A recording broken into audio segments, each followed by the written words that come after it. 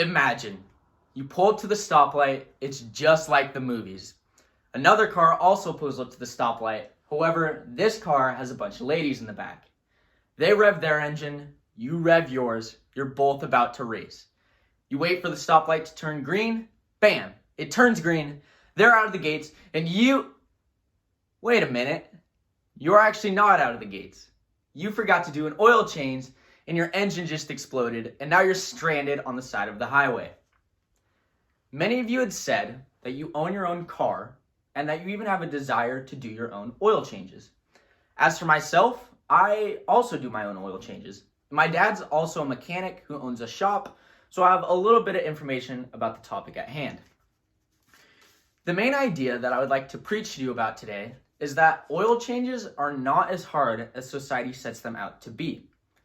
And by doing so, I will cover 3 main points. The first being, why do we do oil changes in the first place? The second being, the supplies needed for an oil change. And finally, I will be actually demonstrating how to do an actual oil change. So with that, before we can perform an actual oil change, let's look at why we do them in the first place. According to Jason Donev, the University of Calgary 2018, from an article titled Pistons are the key to an engine. And what I mean by that is on the screen is an actual picture of a regular combustion engine. And in it are pistons. And how pistons work is by feeding gasoline into the car, you're igniting these tiny little fires. And a byproduct of those fires is physical gas pushing on these pistons, which in turn creates energy, which turns a crankshaft, which turns the wheels. So how does oil play into all this? Well, oil is almost like the blood inside of our bodies, except obviously in an engine. And what it does is it regulates the engine. It makes it run smoother. It also cleans up any debris or anything like that inside of the engines. So why is it then that we need oil changes? Well, I would compare that to a swimming pool. In a swimming pool, you can put chlorine or other chemicals inside of it, and that'll keep it clean somewhat, like oil will. However, eventually you're going to have to take out all the water because no amount of chemicals will keep it clean anymore. And you have to refill it with new clean water. And at the end of the day, that's really what an oil change is you're just taking out the old oil and you're putting in new oil. So now that we know why we need to perform an oil change, let's look at the supplies needed for an oil change. And with that, I will start with a filter. And according to Mobil 1, a prestigious oil company in the United States, from an article titled How an Oil Filter Works 2020, an oil filter essentially works like a strainer. And as the oil collects these debris throughout the car, it's going to run them through the filter, which collects all those debris. That way it's not just continually running through the engine. And the important thing to note with a filter when you're buying one for an oil change is that they are specific to each car and that you will have to follow a prompt at the auto parts store to make sure you get the right one for your specific car. The next item that I'm going to introduce is a funnel.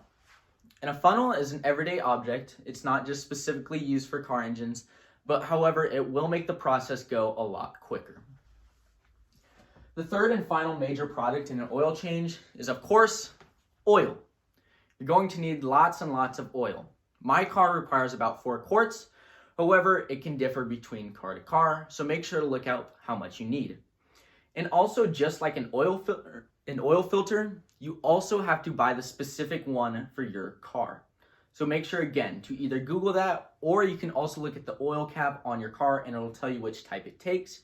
My car happens to take 5W30, which is a very common type. So now that we've covered why we need to do oil changes, the supplies needed for an oil change, let's look at actually performing a real oil change. So before we can get started, however, I would like to say that it is key to have a good environment for this because it's going to get messy and it's going to get dirty. So make sure you have the right environment. You might also want to have the car jacked up a little bit, and it would also help if you had someone else with you just in case something went wrong. So now that we've done that, the first step is to grab a bucket, something that can just hold oil. And then what you're going to do is you're going to go underneath the car and you're going to locate the car's oil pan. then you're going to put the bucket underneath the oil pan. And on that oil pan, there should be a screw. Unscrew that screw and let all the oil run out of the oil pan into the bucket. Once you've done this, then you're going to screw that cap back on, and then we can move to removing the filter.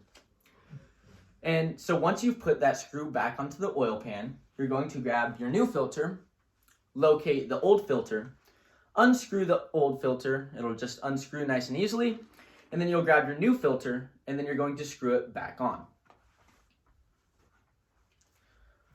Once you've done that, and you have your new oil filter on, you have the screw back on onto the oil pan, now you can move to underneath the hood. So pop open the hood and locate the oil cap. Once you've found the oil cap, then you're going to grab your funnel. And this is where it's going to make things a lot easier. Once you have the oil cap off, drop it down in there, and then leave it in there, which leads me to the third and final step, and that is grab your oil. Grab your oil, fill it back in through the funnel, which will lead directly back down into the oil pan. And essentially, once you've done all that, you can say you're almost done with your entire oil change. Unleash the car from the jack, and you're ready to go. However, something important to recognize when doing an oil change, according to Jefferson Bryant, who works for Napa, which is a nationally recognized auto parts store, from an article titled Top 10 Oil Changes Do's and Don'ts from 2019, he notes that it's important to practice good craftsmanship. And what he means by that is you can do the entire process right. However, if you're making sure that you're not twisting in that new filter nice and tight, or putting your oil cap back on at the end, or even putting that little screw back onto the oil pan nice and tight, then the entire thing could fail. Because if you don't put it on tight enough, then it has a chance of falling out. So make sure that you're doing the little stuff right, and you should be good to go. So as the oil change comes to an end, so does this speech. So again, the main idea here is that society puts this crazy burden on oil changes and makes them seem like something that they're not. And in reality, they're much easier, as I just explained to you in under 3 minutes. So I covered today why an oil change is vital to the survival of an engine. I also covered the materials needed to have a successful oil change. And finally, I actually demonstrated the process of a professional level oil change. So let's go back to that story at the beginning I was talking about. This time though, when the light turns green, you're out of the gates and you actually win the race, and now all the ladies come into your car. And that's the most important life lesson we can learn.